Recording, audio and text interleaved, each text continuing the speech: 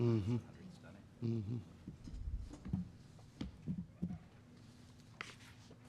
First of all, thank everyone for showing up and being here this morning. There's lots on our plate to look at and discuss, I think. And to start out, this is the Washington Area Highway Transportation Committee meeting. It is Monday, November 28th, 2022. And we need to do a call to a roll call. Craig Miller, Here. Ed Fisher, Stephen O'Connor. Here. Ray Frankenberg, Here. Bob Ingeman. Here. Bill Stratman. Here. Mayor Hagedorn, Joe Hoopmeyer, Here. Sandy Lucy. Here. Elby Eckelkamp, Here. Bill Miller, Here. Tim Brinker, Chad Briggs, Jeff Niemeyer, John Nilges. Here. Please stand. Pledge of allegiance. To the flag of the United States of America and to the republic for which it stands, one nation, under God, indivisible, with liberty and justice for all. All right, good morning, everyone.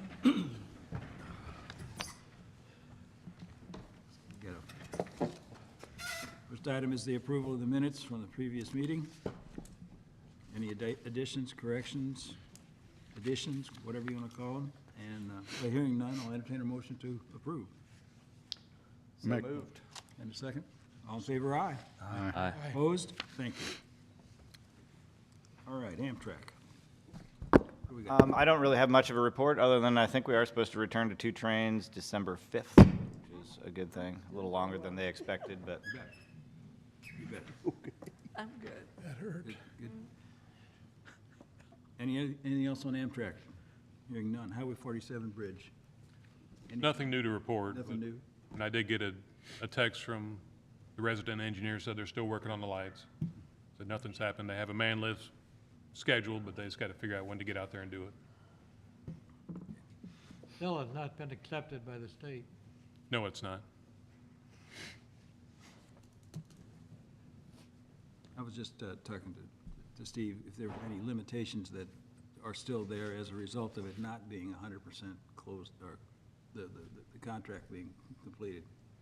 And there probably is not, other than just the lighting really has nothing to do with the flow of traffic or whatever, or the potential for traffic. Greg. Okay, Highway 47 Corridor Committee, did you guys meet? We've not met since our last meeting. The only thing internally with the city is we're going to ensure that as the scoping starts with MoDOT, that we look at some improvements there at Beaker, where it connects to 47 Studerman, and then also the connection for the East-West Parkway to make sure that whatever we need to do to get that entrance at least constructed at that time, and then utility connections underneath the roadway as well. So just, we'll be working with MoDOT in coordination with that once they have their consultant on board. And I think those are the primary concerns, I guess, of the city at this time. Very good. Jim, anything from your end on Highway 47? No. Nothing's happened. Okay. Franklin County Transportation Committee. I guess that's. Yep, and again, we've not met since our last meeting. However, we are looking at, and I think I've indicated this in the past, but ways to better divvy out the 5% that goes to the road districts in the cities and the other communities. Currently, it's an application process it's kind of based off East-West Gateway's application process. It's a little heavy intensive, I guess, on trying to get the application put together. So we think there may be some more equitable ways to get the money out, where maybe it's a direct allocation based upon common sense parameters such as sales tax generated, population, and road miles would be one way to do it. So we're kind of brainstorming those things. I did send Jim, Highway Commissioner, just a concept basically of a scoring mechanism to do that basically would take those 3 parameters and apply a score to them, and then divvy out the money as it comes in just as a direct allocation. So this application process makes it a little easier, and then everyone gets somewhat of a piece of the pie that's equitable. So. You know, the new monies that are coming in from the transportation tax. Mm-hmm. Has that been identified yet as how much we're going to get and what it looks like? I know they were holding it back or whatever because they weren't sure. As discussed in the past, it goes into it comes in as a chunk of money that comes in from, with other chunks of money, right? So it's not broken out as its own separate line item. It's kind of hard to identify, what is specifically out of that. I think, again, as I said in the past, that the city, the best that I could come up with, that we were receiving about $150,000 to $200,000 more per year. It's not huge dollar amounts for the city, but we do use those to obviously leverage other federal grants as our 80-20 match. So, but as far as its own line item, I've not been able to identify that. I'm not sure why they don't identify it, because it's a separated tax. It comes in, they just built it in with some other taxes that you're getting, is how I understand it. Is that what you just? Yeah, I mean, well, it's the gas tax, right? So it comes in, yeah, they added it on. It's the same tax. Correct. They really don't keep track of it. That's amazing. That's what I understand now. Well, plus it's a use tax, so that could go up and down, and so That's the Yeah, no issue. question about it. That's the whole So point. We But can they- guess based on last year and the That's- percentage increase, but I think a few meetings ago, we said that there was really no increase because something was taken away when that was added, right? I don't know. I'd have to check with that to see what our revenue They in touted it is. As being, when you talked about the percentage that the county was going to get and the individual cities were going to get, each getting 15% of the total, I mean, that should have amounted to a lot of money. 15% of, to the county. I mean, that should have been a big number, I think. I thought, maybe it isn't. It's a big number, I mean, if you take the sales.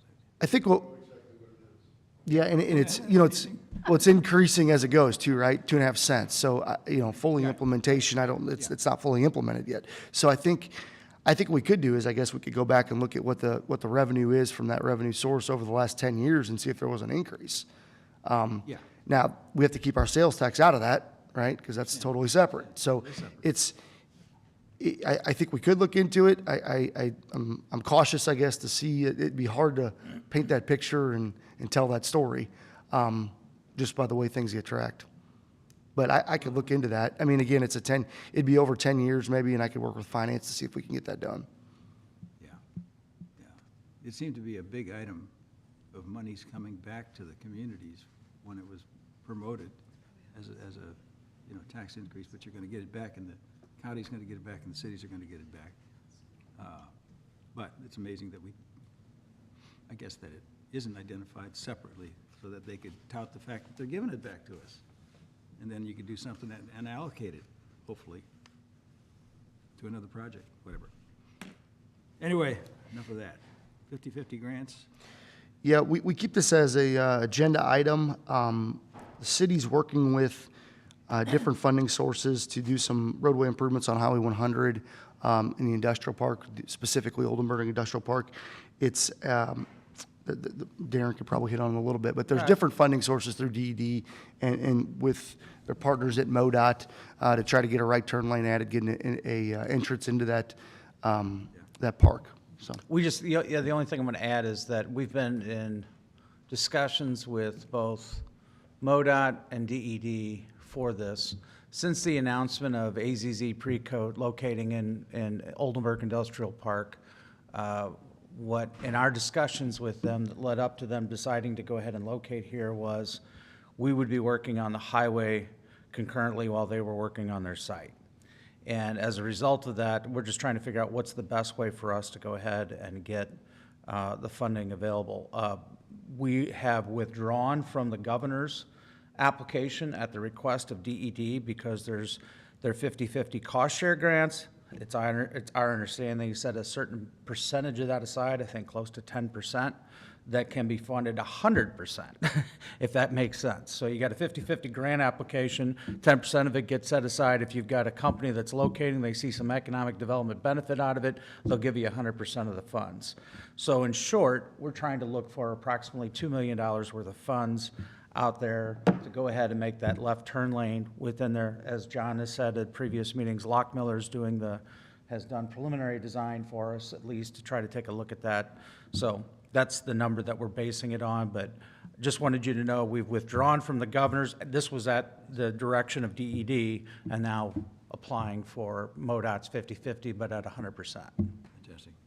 Work the system. If that makes sense. I don't know, but that's what we're doing, to make it work, whatever they say, so. Very good, thanks, Darren. Anything else on that, on the grant applications? Hearing none. Anybody here from Warren County? Yes, Joe, where'd you sneak in here? Doing good. Huh? Yeah, Same old, same old. nothing different? We did see where the causeway was moved from one. Yeah, we did move that up. We did Moved move that one up. step to, It's a tier 3, but it's better. I understand, but That's it's. better than it was. But it's better than it was, and it's movement, and it's getting into the funnel. It has to get into the funnel before it can get funded. So, it's a step, it's a step. Thank you. You bet. You bet. Nothing else then, on your end? No, we're just, same thing, we're working on our projects, you know, AFG and another one, so it's that kind of stuff. All right, next one item, Washington Special Road District. Ed's not here. Darren? The only thing I can add is South Point Road is open for traffic. There will be some punch list items getting done, but that is currently open. And again, the city thanks the road district for working together to get that water line in. From our perspective, that was probably one of the biggest things going with the new water tower going on the south end of town. You bet. Looks good, too. Did a nice job. Old Highway 100 Bridge, I don't think there's anything new on that, but Just still in the MoDOT planning stages, 2026, I believe, and maintenance to get us there is we're coordinated with MoDOT, so any calls and concerns come to us, we have a direct line to get them taken care of through MoDOT. Airport, Airport, yeah, we had a pre-construction meeting 3 weeks ago now, regarding that project. The notice to proceed was sent out Tuesday last week, so the contractor has the project ready to go. I would anticipate dirt moving activities happening through wintertime, just getting things kind of ready to go for spring construction. Really what that did was it got the procurement for the building lined up. I think there's like a 280 or 300-day procurement timeline just to get the building in. So project's on track. 8-bay hangar, city pays approximately $200,000 for $1.7 million project. So that's all good things. It is set up to be somewhat modular to where we can add on in the future to the south. Other than that, operations are going well, getting ready for winter time. Everything's coordinated with the street department. So we have a increased staff out there with an assistant airport manager. So he's getting trained up, ready to go. I have not heard anything negative about that. So hopefully everything's moving forward. We no longer have a mechanic there, right? We do not have a mechanic there. There's a user, a plane user that is utilizing a substantial amount of jet fuel. So he's actually approached us for any other opportunities to put even larger hangars out there for the purchase of another plane. So we're going to be meeting with you all to discuss opportunities there.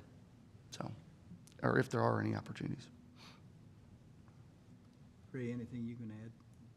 On the airport? On the airport? No, not really. All right, very good. Team Track? Team Trek's seen some interest. I know Sal's been working with a couple users. I believe that's maybe wanting to utilize that facility a little more. We did have a situation, I believe a gate was hit, so we're working with getting that repaired and replaced.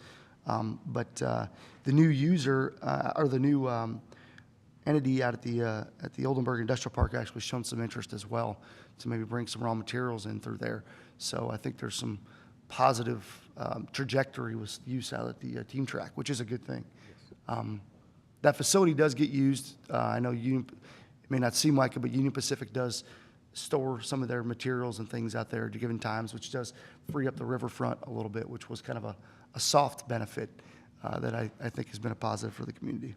So We also got the oil tankers off of the Correct. the Front Yeah, Street you- stretch. Yes. Happened The right river away, now. which was, that's been nice. it's all positive. I think with this new industry coming in, I think you could see some traffic, maybe some coordination that we'd actually have to do with just traffic control, maybe. Should be a good We thing. probably had a couple of times each year where we had something large that was manufactured or assembled that was put on a rail car there that wouldn't have been as easy before, so. And plus, really, with the applications that we get for the industries looking to relocate or locate in a community, I mean, that is Becoming a, something that we can sell to those individuals, that we have this infrastructure in our community. and we still at some point need to get Mary Lamey with the transportation group, Freightways. Aware of that, what we've got down there. And hopefully, is Union doing anything, Jim, with anything different with their rail? No, not at this time. Not at this time. Nothing's been announced or nothing.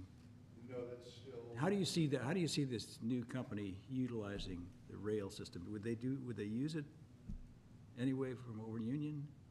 They are going to improve the rail, replace ties and realign some of the rails so they can bump the speed up to where it's more user-friendly for them. Well, just reading the paper, I saw where is it AZZ, the new company? Yeah, they're gonna bring in big rolls of steel. Now, does that generally haul freight with rail, or does it? Well, that's what John was saying earlier. Yeah. That's part of what they That's may part of what they're- consider looking at out there with our team track site. Where they could drop it off? If, like I said, the challenge has always been out there is that it would probably be used more for shipping out if there was ways and means to go ahead and move the product from the truck onto it at that location. That'd be a significant investment for the city to go ahead, and we looked into that 10 years ago.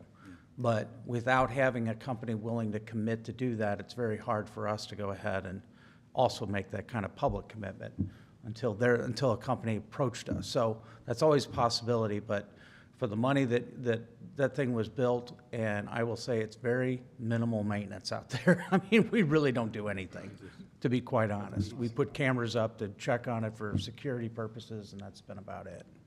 So, But AZZ is aware of that. absolutely, that was part of just what they looked at. They inquired about that as part of the process. They would be the natural purchasers of that one lot.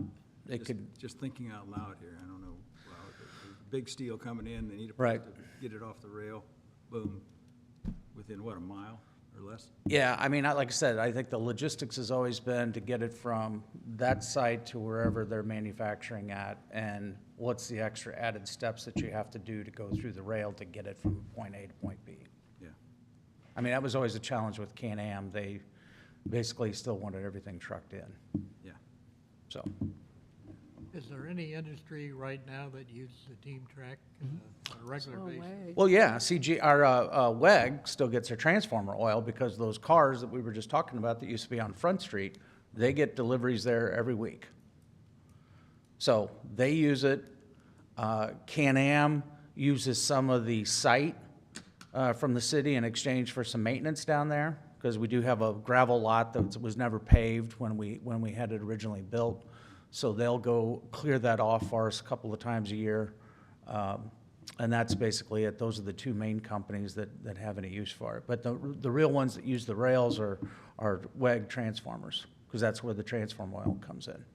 Do you think it was a factor of the new industry locating here, having a team track? I think it didn't hurt. I think there was a lot of factors in mind, but that wasn't like at the top of the list, I'll say. But I think it was still something that if they know that they've got that possibility, that's certainly something that they did. I think the bigger thing that they had, that they told us was, and I know that workforce is the number one topic, when you talk with our industries, but when you look at some of the examples of where they could have located, they had much more lucrative financial incentives at a couple of other locations, but at the end of the day, it was the workforce that we still had here that they wanted to go ahead and locate here.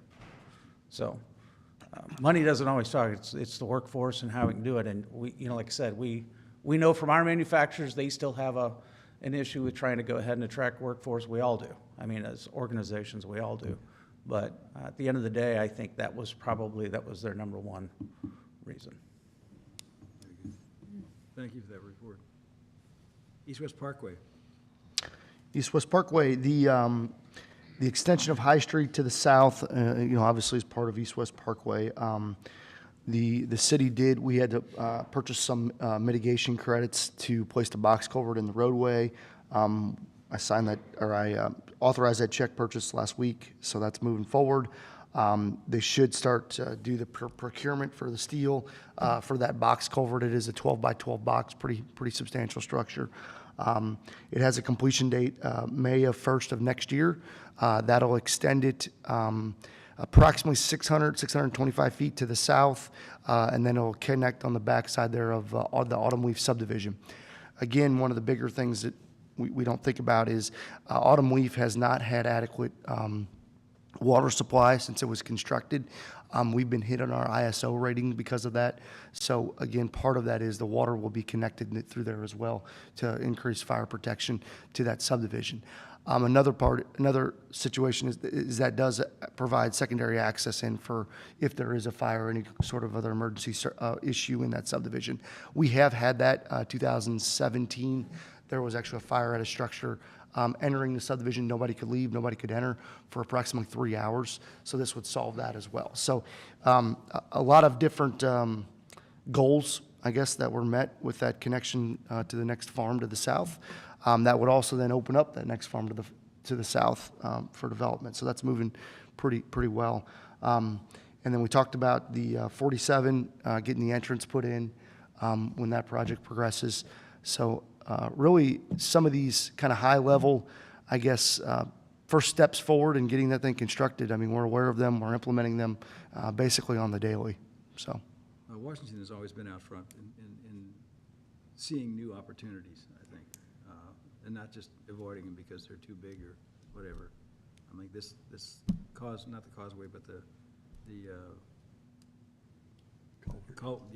culvert situation, just like what you're talking about. You're preparing for the future and what's going to happen there. Let me clarify to you that the May of 2023 is what we're shooting for to connect all the way to Autumn Leaf, or just the box culvert? it would be essentially be to Autumn Leaf. It's about 625 feet. Not a huge, I guess, length of roadway, but there's some pretty big hurdles through there. It's a pretty large incline, so there's some pretty big hurdles to get through. Where are you looking at for the parkway to enter Highway 47? It would be, I mean, yeah. You got a map? That's the obvious thing to do, right? Yeah, there you go. Hold on here. I got to get my bearings. It's essentially, I'm trying to think. This is the Clay Camp farm right here. As you, I'm gonna kind of maybe work my way outside town. Sorry. So Beaker Student Road going south. This is SADA, or Western School District's Technology Learning Center. It would then go approximately somewhere right in here is where that entrance would be. Now that is shown on the original plan as put forth in the 90s. So it's in the general same location. But as we kind of look towards, does that still make sense? It does still make sense. There's some grade situations. It would provide probably the best access for the two property owners to the north and the south, but it would be somewhere in that general idea. And here I can probably, so you can kind of see it maybe when you drive it. But you can kind of see there's a bluff here, and there's the, over this way is kind of the creek area, so it's a little bit further south, but it's in that general location. This hillside, this is actually the top of the ridge. Everything from this to the west slopes that way, everything slopes this way. This is what I was talking about with making sure that we get those utility connections underneath 47 when it gets done to make sure we can serve that area via gravity. So that's kind of the general concept. Is Bush Creek within that cluster of trees?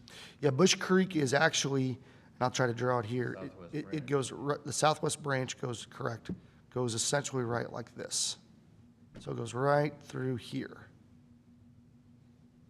So this is the top of the hill, it slopes that direction. This is the top of the hill, it slopes to the east. And this flows, follow my cursor, this direction. Does that make sense? So again, this kind of poses a challenge for utilities because you have this you have this ground here that really needs those utility connections underneath 47. That's really only a strip, right? It's not part of a bigger chunk of property. So it does pose some challenges from a utility standpoint, but we do think we have some solutions. You know, some years ago when the hospital was looking at relocating, wasn't it, remember out 47 and they were looking at a site, right? There was a site that they were looking at. They were looking at a site right in that area. This is how many years ago? It's been a long time. Been quite a while. Yes. Can you show the course of it from that entry to the west? Yeah, to the west, okay. Let's see here. It's actually, you know what, I was incorrect. It's right here, but yeah, I can, let me go to this, just a different map.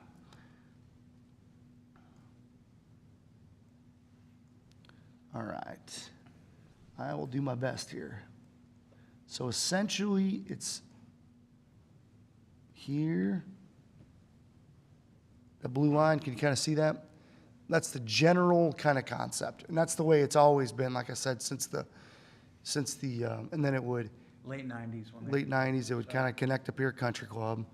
And then there's a plan to extend it through this farm, but that kind of poses some challenges because that's been broke up in the past. But this is Highway A.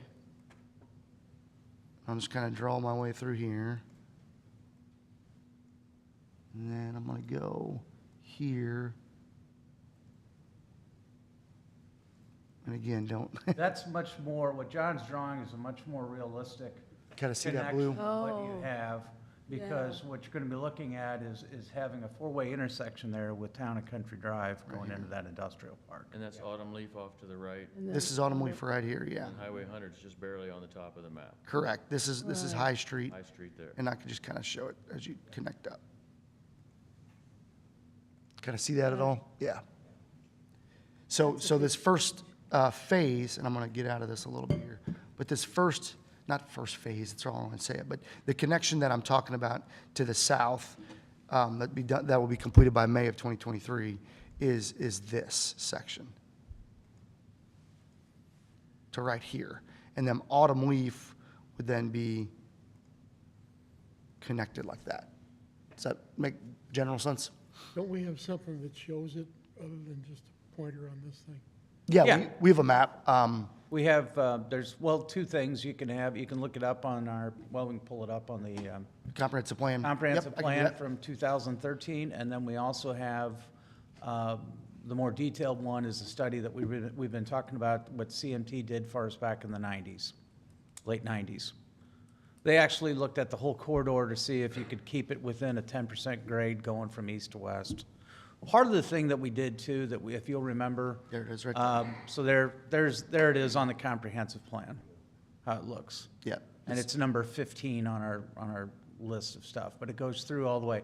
But part of it is where John gets right there, that there was, the lawsuit that was filed with the city was that it had to be, the road itself had to lead to and from the city limits. And the issue was there was not really the connection from Highway A going west until after that lawsuit. And we said, well, we can continue this because High Street's always been identified as a north-south route as well that we wanted to go ahead and see. So once we connected what John's got highlighted, then the court was like, there you go, that's fine. It leads to and from the city limits. You can go, then it's fine. But you had, before, the roadway itself was designed, it was completely outside of the city limits. It was from South Point Road over to Highway A. So in my entire 20-plus years of working for the city, you guys always, Bill asked me, like clockwork, what are we doing with that? Well, here we go, Bill. We've been working on it for 20 years. It's still working. It's still in the plans. It's still there. It's the same place. Yeah, same place. Remember how controversial that was at the time? Oh, absolutely, I mean, people absolutely. say just And it's still, you know, And it's. it still is, I bet. It's still, I mean, because you have to go ahead and dedicate right-of-way, work with property owners out there. Developers are easier to work with than others, but property owners at the time felt that was, well, I don't have to retell you, you remember it. Not in my backyard. It was ugly. The 13 is that first, like I said, that first step, though. Yeah, that like we're you- talking like about. John's And- showing. And I think the biggest, one of the biggest hurdles or maybe progress that's been made is the city is actually building this section, or not the 13, not over Autumn Leaf, but they're building this 600-foot section, which is pretty unique from what I've seen in the history, that the city doesn't build roads, right? We maintain roads, we improve roads, but we've never really actively participated in the actual construction of them. So that's 600 feet, and part of that agreement was that we would build the 600, but the developer would connect it to Autumn Leaf on their dollar, and then they would also plat residential lots at that same time. That's a pretty unique concept that we've really never went after. And the same thing is happening yeah, show 'em over over here here. on 10. Yeah.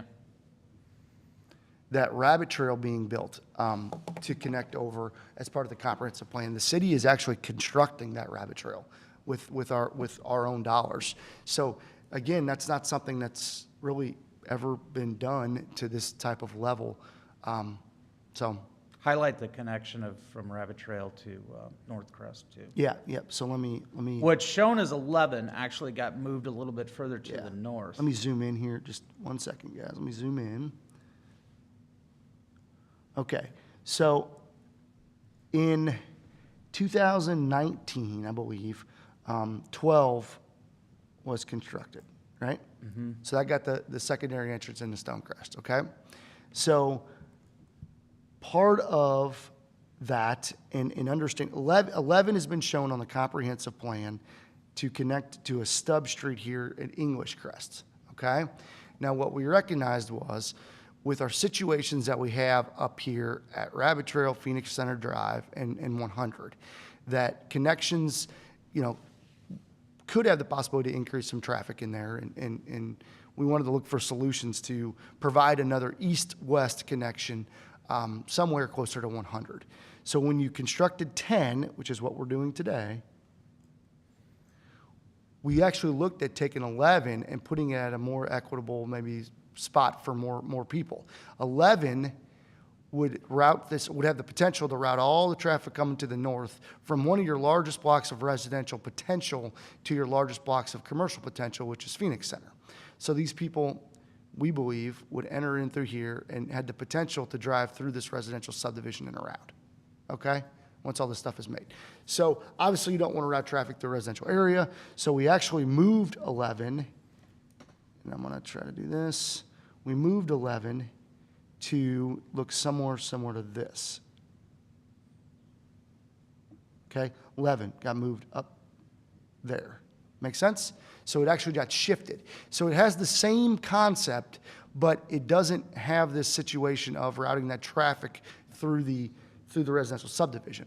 What it also did was, since we are looking again at constructing that roadway, it allows us access control. We can negotiate what the city controls there. If we're going to build it, we ought to have some say in what gets built. So one of the potential development agreements is that we would limit access to that roadway, that it would go at locations that we say it goes into, rather than residential driveways, all those things that you see, all those issues you see along Rabbit Trail. The other key to this that's on this connection is about where John has 12, where it connects with North Crest. Yeah, That's where the site of where the city is looking to put in the Firehouse. fire station. We've been in discussions with them for some time now. And Just that would- had appraisals done for that property Right there. right there. There's your firehouse location. And again, what that does is, it then, if you could imagine, if you're responding to a fire to the south end of town, or to anything over here, you now would be able to go right down this connection, get there and go, where you wouldn't have that before without that connection. So again, looking at multiple problems, trying to solve them with one solution is what we've been doing. 11 somewhat did that, but again, you don't want to route that residential traffic. You want to route it away from that subdivision, which we felt was a benefit for the people in Stonecrest. And I think they, as a whole, agreed with that, with the roadway. So between all three of those projects, they're all ones that the city has said, we will contribute to these projects if we're able to go ahead and work with property owners to go ahead and get the right-of-way and get the streets completed. So, Good. Thank you. And we've got the fire department study that's in Yep. progress right now to identify The- what well- the best spots are for the location of the new firehouse. The fire- That's for out in the Yes. as well. Yeah. The fire department study that's being completed right now is a district study that's further Yes. to the east. But however, the one that was done in 2018 identified this as the general location. And again, that's loose, right? Because it can go in multiple spots, but generally in this block of the city is where it should go. And if you recall, the original location was up here Right. on South Point. But again, imagine, this is your whole of where you don't have service, okay? Going from here to there still required some sort of a connection, okay? So it just makes more sense to put it here right in the middle of everything. Abutting commercial, not affecting residential as the most logical spot for it. We've had 2 meetings with property owners within Stonecrest, because there was a lot of questions that came up, several issues were coming up, and so we met with them at the time, and I think the majority, you can't please everybody, obviously, but the majority understood the reason to go ahead and have the fire station and felt comfortable with it located there. So John will show you approximately, right there is where it would be located. So it's essentially right in, And that lovely little median is gone. it's gone. Oh, Does- One of the reasons that triggered all of it. John went out there with some orange paint and said, remove, and then all of a sudden, we had a lot of discussion going on in Stonecrest. That is gone now. That is gone now. Progress as planned. I'm happy before we had an insurance claim on it, to be honest. That was the only median that's located in a that's not at an intersection that we have in town. yeah. Besides the ones on 100. But Cars parked, first tennis court. Wow. When we talked to the Stonecrest, the plan was always for that median, I think, that they were gonna have an entrance sign coming into their subdivision. We told them, when we locate the fire station over there in the lot, we would say there was plenty of room for us if they wanted to go ahead and put it somewhere. That's right. Within an easement right there, just off the right of way, and they seemed happy with that, so. the foundation's actually already poured. Is it already The there? property owner's already poured it, Gotcha. so Well, we'll work around it. The So- rest of that area is gonna all fill in with housing, that's what the plans for housing. There was, Basically, yes, that was the big public hearing we had a month or 2 ago. It was for the area down. Yeah, let me, Man, we were cruising. this area. That area, what you see where those 2 rock piles are would still be single-family, phased into 2-family, and then it was multifamily. I think the property owner, or at least wanted to go ahead and market it to somebody so that they would have, not like a typical multifamily housing or whatever, but you might have some series of row housing where they all had individual entrances, but there may be like 6 units together, for example. If you've been down to, I don't want to use that as a mirror example of what they were talking about, but if you've been to that Willows on the Lake over there by the car wash where they've got those, each one's got their own separate entrance or whatever, but they're all attached units. Something like that or a series of that. There you go. But, like I said, that's up to between the owner and whoever they sell to develop the property. But that was rezoned, but there was a lot of concern about that. We had 2 big meetings with regards to that. Very good. Thanks for that whole display of what's happening. I don't want to hear anything about East West Parkway for now. Hey, Whatever you want to ask. it's actually come to fruition. It is. It's an everyday discussion almost. It is, and it's in every time we look at every single one of these developments is how do we make those connections? And we're seeing more property owners too that fought the city probably back in the 90s that have come to us and said, hey, when you're looking at this, can you make this? So they're part of the process. And the developers too knew that was gonna be, they would have to pay the price to extend this roadway on that easement. Right. Hey, Darren, just north of the Google, down here in the bottom, that street that ends, I don't know, I can't think of the. English Crest? Right here? Is that it? English Crest, yeah. Correct. Will that extend further west? That could. There's been a new owner, I think, of that property at the end of that, and there is a potential Sorry, that guys. that could go ahead and be extended into the Clay Camp Farm, or over to the Clay Camp Farm. Certainly, it's if they chose to extend that and keep it as a cul-de-sac coming off of Deutschkrest, they could.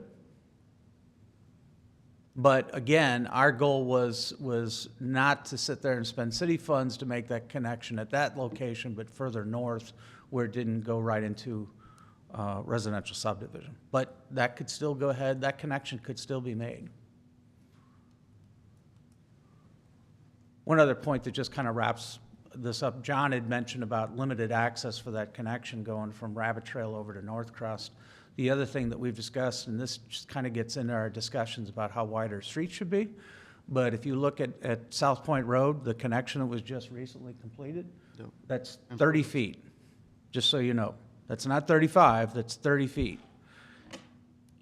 As you make the transition, you go further south, you'll see where the first connection or the first entrance into Stonecrest is located, and then it widens back out to 35, maybe even 38 feet. At some points where it makes the turn in the road there. But that's one of the things we're looking at for that connection over there. If there's no parking on there, as John said, we limit the access to it. Why make it 35 feet when you can go ahead and do 30 feet and it seems just as wide, or, you know, it functions. So look at that when you drive down South Point Road and think about that, the difference between the width of the streets. But that's what was decided upon when South Point was built with the special road district and the city collaboratively, so. Earth, wind, fire. All right, where were we here? East-West Parkway, East-West Gateway 2050 plans. Yeah, and we left that on there just as a discussion point, but there's a survey. It's a very high-level kind of macro survey that basically, if you go through it, it just states that, would you like to see more pedestrian? Would you like to see, you know, it's very, very, very high level. It's, it has not gotten into the weeds of specific projects at this time, but it just basically canvassing the feel, I guess, of the region as far as what they want to see with our transportation network. As fast as things are happening, it's hard to stay ahead of it. Try to keep a vision. Across multiple fronts, trust me. Public transportation, I think the young lady who was going to come from East-West, from Boonslick Regional, indicated she couldn't come. She was out today. She was out or something, so. And the young lady from, I think there was a young lady from, where's my thing here? From Mo Rides, Missouri Rides. She was going to talk about transportation for, she's the new person who is Mo Rides, which is the bus service, Franklin County bus service, whatever you call it. Oats. What's your name? I think it's Oats. Oats, I'm sorry. Yeah, Oats, I couldn't think of the name. Oats. They've never really, we usually have it on our agenda, public transportation, and nobody really has ever showed up, basically, or kept showing up. But this person is now, Kathy Bingham is now the, as I understand it, the person who will be representing Oats. So, whatever, we'll see.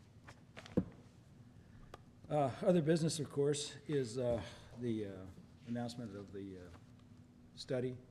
It's going to be reviewed, and then thank the city for allowing MoDOT to come here to have their meeting, which is December the 1st. Right, it's Thursday. Thursday. 4 to 6. 4 to 6, here in the council chambers, to discuss the different things about the intersections of Highway 100 from Washington to AT, or to whatever, AT. Lots of variables. The engineers have tried to come up with solutions. Does it show, have you got? Yeah, I'm trying to. There you go. That's, I don't know whether we need to talk about them or discuss them or whatever, or what we think, if this committee They're think here. are going to be important in the future. what's gonna happen to them, what we're doing with them? I can pull up whatever, Pull up. which location would you like to look at, I Well, let's guess? start with wherever's the closest one. D and V. Here's St. D and V has always been a historically. Here's St. John's, one of the alternates here. Let me pull up. What are you gonna do with that? With the school, that probably is one we should. So, from what I saw, and Stephen, correct if I'm wrong, but that MoDOT's put forth two options or alternatives, I guess. One being with J-turns, and then the other one being roundabout option. Is that correct? And also signal. And signal, okay. I think there's 3 or 4. Is there? Okay. Alternates. Yeah, there's all. Per intersection. I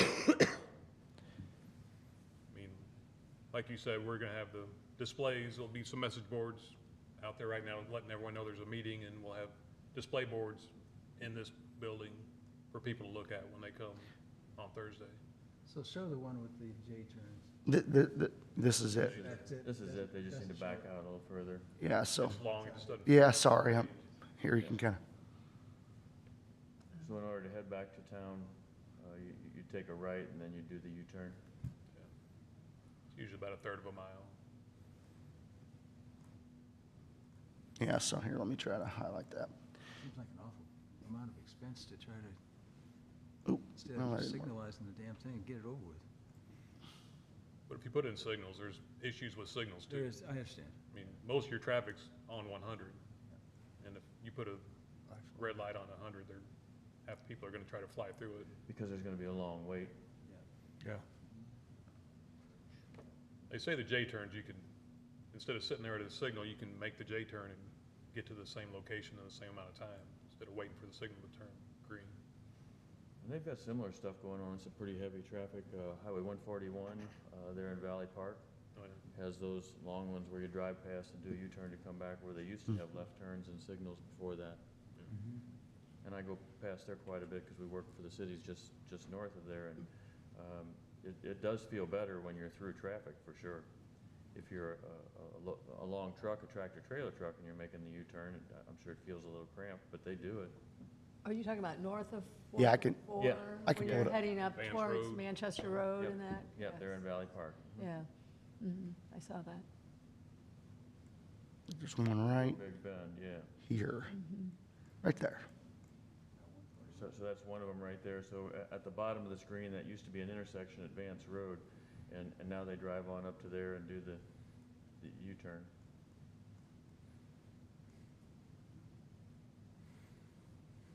They're coming more and more common throughout the state. As people get used to them, it's kind of like the flashing yellow for the left turn. Once you get used to it, it makes a whole lot of sense.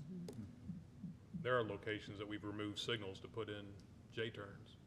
So Well, that one was one of them at Vance Road there. That's what they proposed at N here, right? Well, I'm seeing a lot of people doing U-turns. They'll come through Washington, and that's the first intersection where they realize they've gone too far. And basically, they just do a U-turn, right? And Stephen, are the J-turns probably the least expensive as far as future maintenance, or just to build them in general, or how does that come up as a viable option? Obviously, it's working at 141, but I mean, the least expense would probably just be to increase the length of the left turn lanes and just add extra lanes. Okay. Extra decel and acceleration lanes. So you can stack them in there better. That's one of the options that's shown here, if you want to go to that option, John.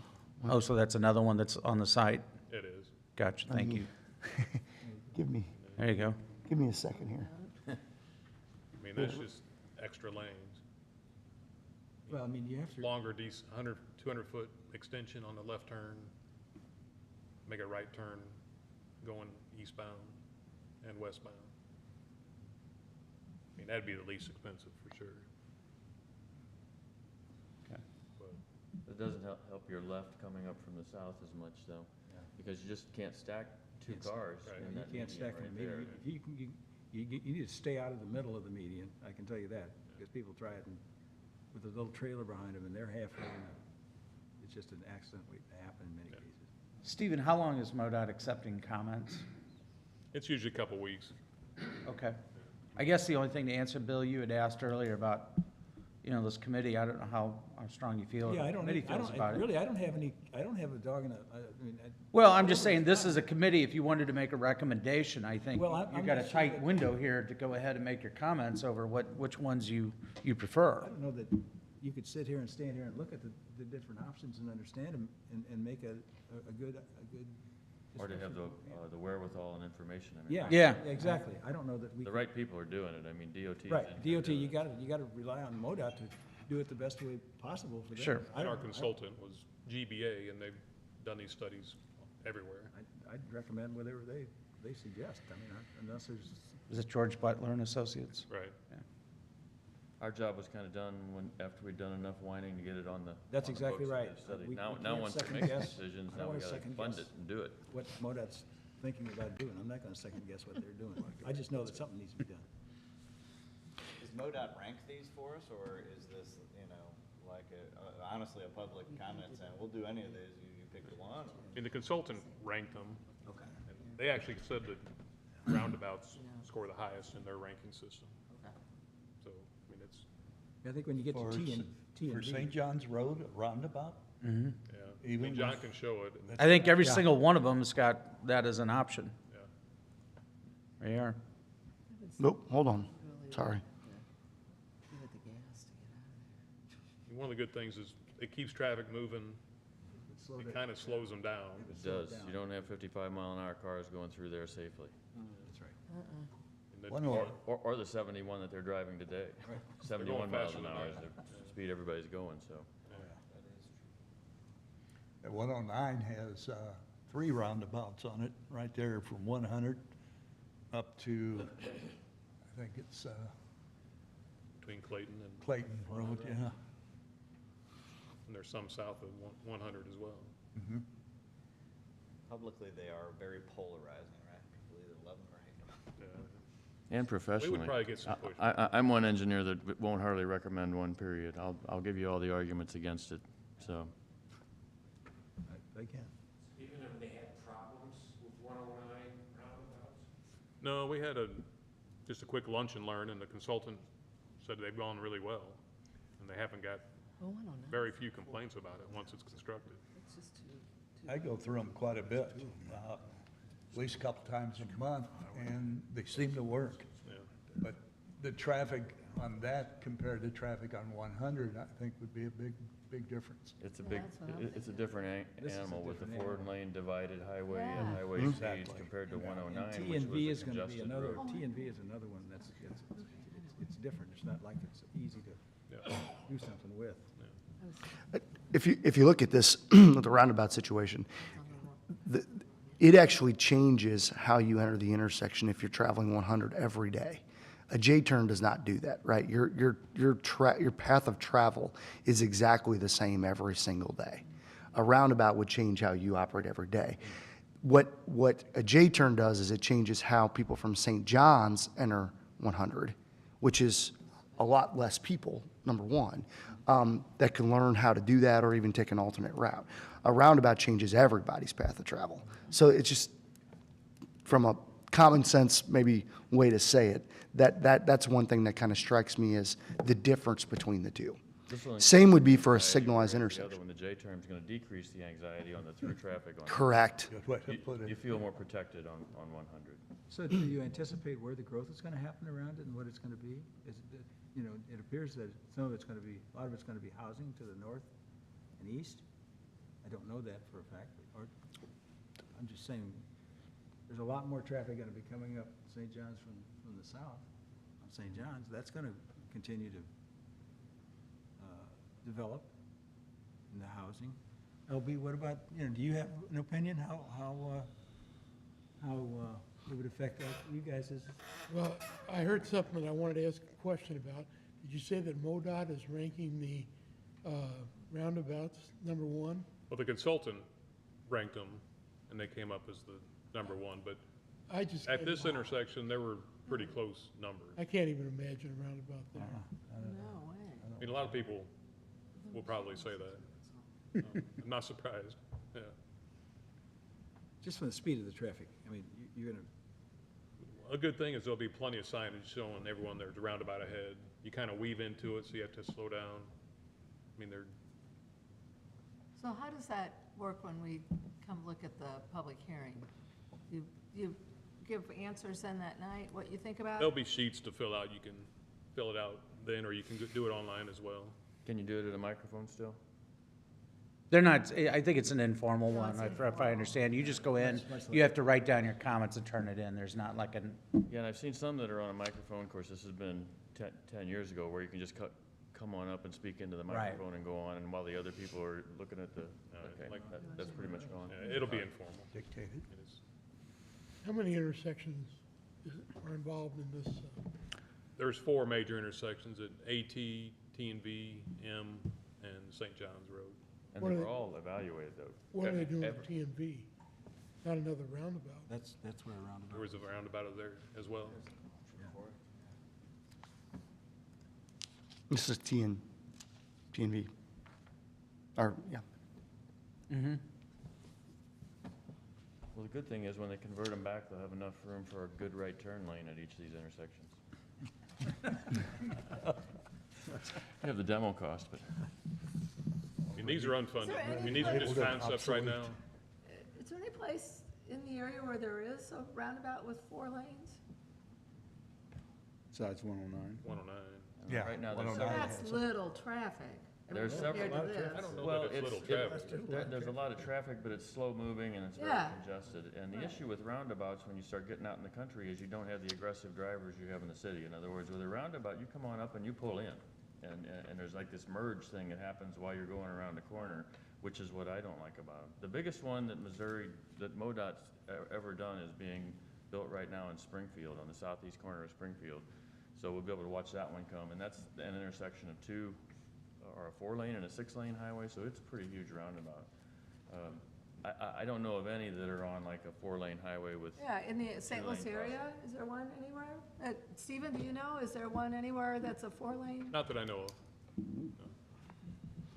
109 is 4-lane, Yeah, it's not but it's divided. also 45 miles per hour rather than Right. 60. It's a little different there. It's not a divided. I think it may drop to 35 in that stretch. And having the divided even makes it bigger.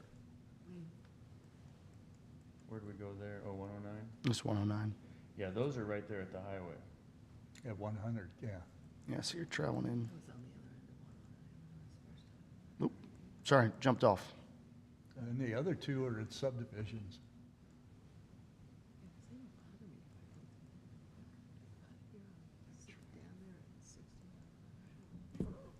What's that you showing? That's at. This is 109. Here I can, Off Right. of Highway 100. so 2 lanes coming in, slower traffic, in a more urban setting. And a little farther north, I think, are the other 2. Yeah, there's 2 Yeah, and then more. it goes down to Clayton Road, where the Lafayette High School is. Yep. Yeah, they may be working on that one, or, you know what the traffic counts are on 109? I mean, ballpark? It's in the study. I don't know it off the top of my head 109. either. Okay. I don't. Even I do could you know pull what it the up. criterion are for the evaluation, why the roundabouts are at the top of the list? Well, they looked at probably 8 or 10 different factors and Right. kind of weighed them. Is one of them public experience with driving on roundabouts? You know, if we were in England, that's not a big deal, but we're not. No, I think it is in there. I think there's some, They probably look at safety too with accidents and, you know, in That's- roundabouts, the big accidents are little side swipes. Right. Not T-bones, Yeah. where signals, you got T-bones and You definitely don't kill as many people in a roundabout as you do on a regular intersection. Well, that's, Your that number of could be a accidents may go positive. up, but your That could be a fatalities go positive. down. that's, that is. plus. And I'm sure that that's probably when they sit there and look at the list, that's, Otherwise, most intersections are judged based on a delay. How much delay does the driver plan to experience when they go through? And that's where you get your level of services that are evaluated. When we were managing the design on roundabouts, it was a very loose because we don't know as much about it here and how to grade them. Now, over the past 10 years, they've gotten a lot more strategic, I guess, in the way they evaluate them. We're seeing them more and more all around the country. Yeah, they're, I would imagine future maintenance too.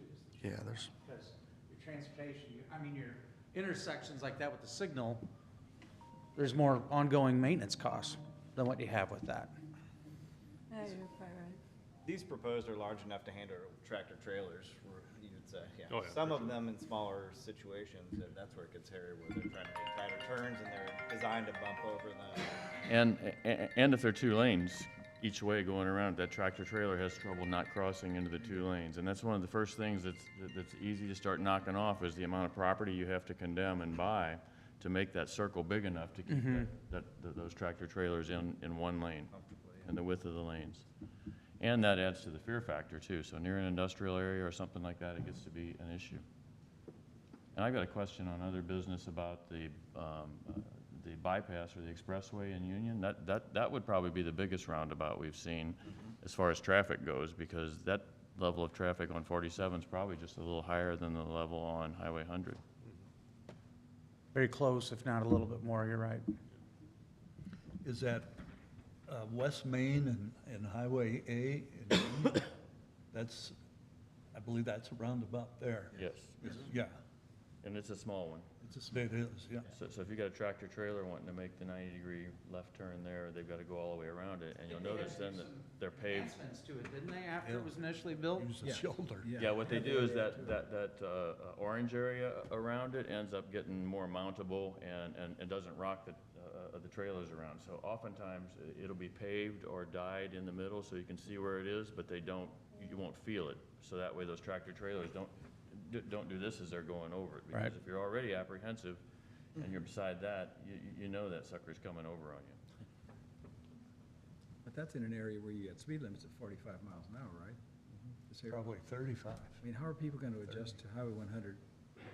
I mean, like, a lot of people are saying they want people to slow down though. Yeah, here Put comes in our the 45. roundabouts. There's gonna be a push to slow it down to a slower speed limit on Highway 100, which again decreases your yeah, capacity. you look at it 2 ways. Yeah.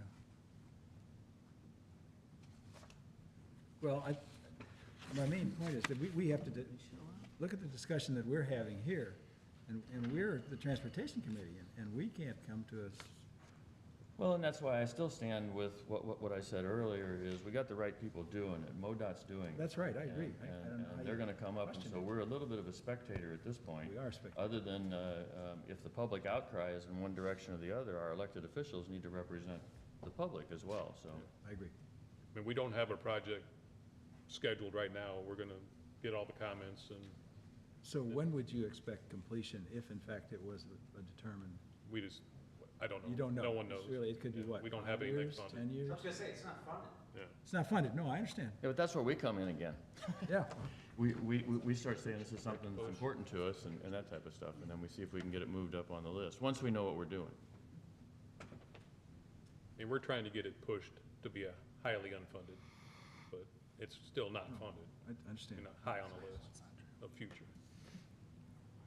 But you got the safety issues happening and more accidents and what's causing them, and I guess we're building a history of what's happening on those roadways, particularly on the intersection. We're seeing it now that the school is open, we're seeing that traffic and how it's changing. So I don't know how do we make a suggestion? Just basically. I don't know if it's better to do it as a group or individually go in and Again, put in your that's a comments. decision. I mean, I think that's part of what we have to do. We have to basically stand back and say, let's see what is gonna be considered the safest way to go. And then we can discuss it maybe after we get a pretty good idea of how statistics and whatever, and how many people are affected and whatever. I think you gotta look at the area and see what's gonna happen with the area, the corners, like at T and B. What's gonna happen with St. John's Road? What's gonna happen with the rest of the land? You got 1, 2, you got 3 corners that something's gonna happen to them. I mean, I'm in one corner, but I. T and V is scary. T&V's a scary one. Coming out of, It comes up a crest too. yeah, that's the problem. Look at yeah. look at T and V just for grins, We met with the Missouri State Highway Patrol, and they were concerned if there was gonna be a signal at T and V. They were, They they were wanted it or concerned. they didn't want it? They did not. They did not want to see it They're scared if there's a signal there, there's gonna be a lot of accidents. Come out a little bit. because further people Yeah, run the red light. And it kind Run the of crests the yellow. hill, and T and V. you got a yellow, what do you do? When you come off of T going south and trying to turn right onto Highway 100, you need, what you really need is Boy, that's is tough. a More Merge lane. acceleration. acceleration lane. Acceleration lane there. Yeah. Yeah, because, yeah, traffic's on you in a hurry. Well, and, you know, the development towards St. John's Church, there hasn't been much recently, or in the last 20 years, 25 years. There hasn't much happened. It's the same as it's been when we were going to school there, Yeah. nothing much has changed there. 50 years ago. Yeah, 60 years ago. 70. Almost 70. Back in the good old days. But yeah, there is still incidents of accidents happening at that intersection there with, as long as we can go back. Serious accidents. LB, you lived on one corner, my dad had a business on the other corner. We know there are serious accidents that were occurring there when it was a two-lane road.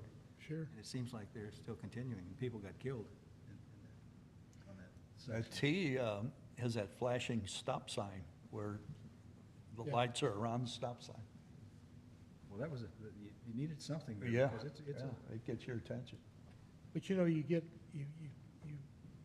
again, south on T just scares the hell out of me. You do that and then you're on that turn already.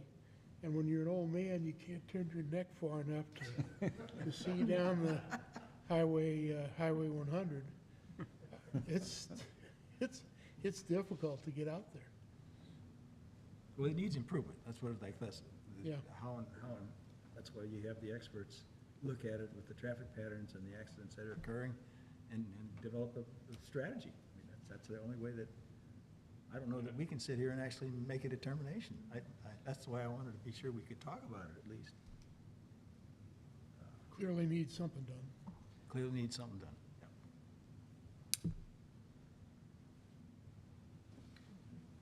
So basically, that's where we're gonna leave it. Basically, We welcome everyone to attend the open house. I think Yeah, I it's was gonna say, if important, we can get that in the paper go to and the get open house. I think it's important attendance to on get that in the Thursday, I paper. think that's, how important these intersections are gonna be for the future. As Washington grows, it's gonna grow towards the east.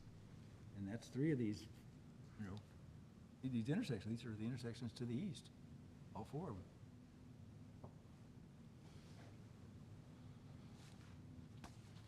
So,